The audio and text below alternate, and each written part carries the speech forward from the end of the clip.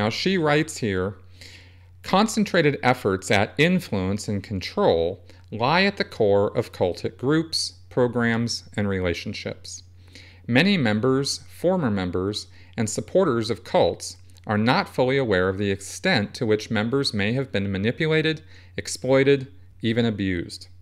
The following list of social structure, social psychological, and interpersonal behavioral patterns commonly found in cultic environments may be helpful in assessing a particular group or relationship.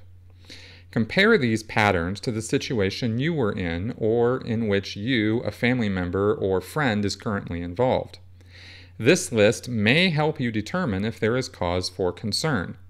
Bear in mind that this list is not meant to be a cult scale or a definitive checklist to determine if a specific group is a cult.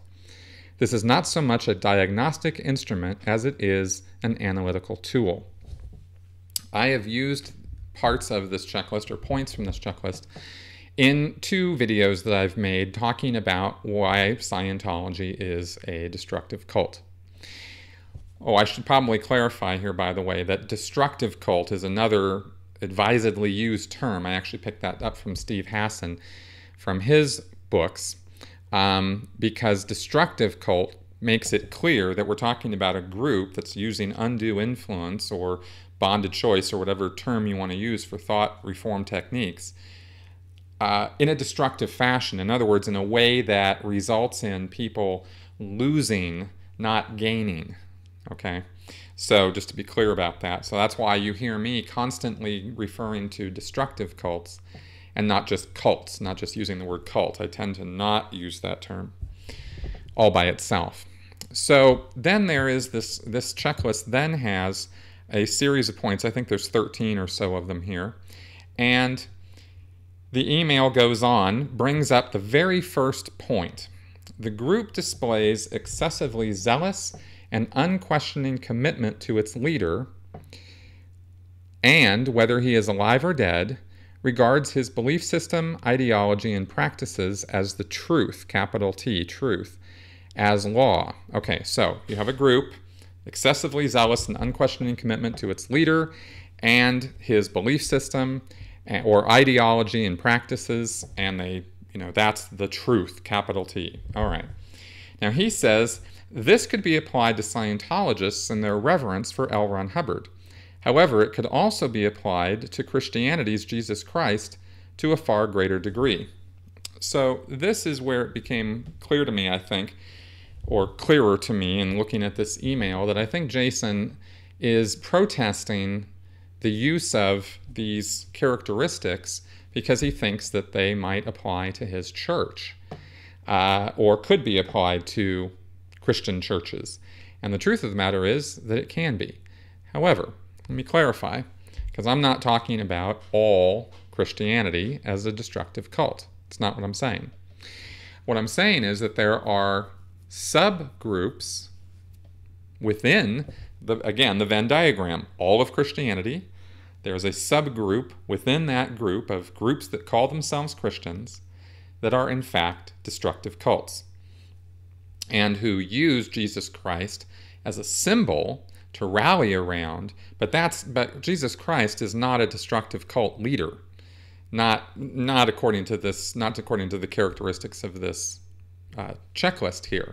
However, there are individuals who will use Jesus Christ as a symbol to make themselves destructive cult leaders.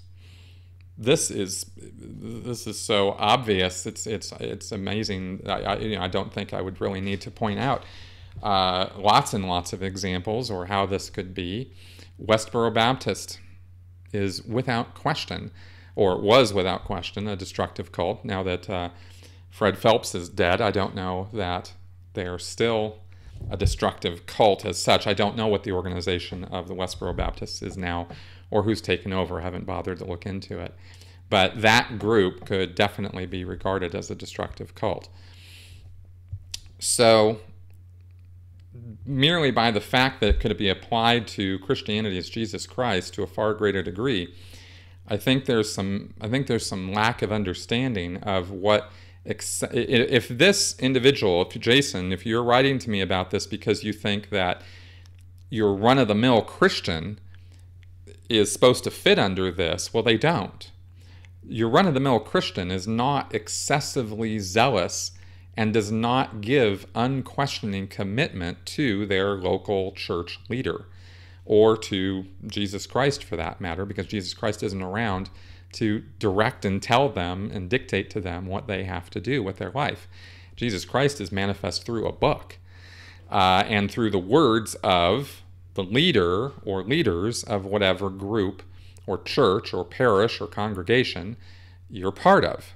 So if that leader is demanding excessively zealous and unquestioning commitment, then you have a destructive cult characteristic in that group or congregation or parish or church. But the fact that somebody follows the words of Jesus Christ and tries to live a better life because of that does not fit this point of the destructive cult characteristics. So I'm just trying to look at this from a couple of different angles here to determine what point you're trying to make as to why it is that this point, the very first point of the checklist, is inapplicable or too broad or something like that, because it's very much not too broad.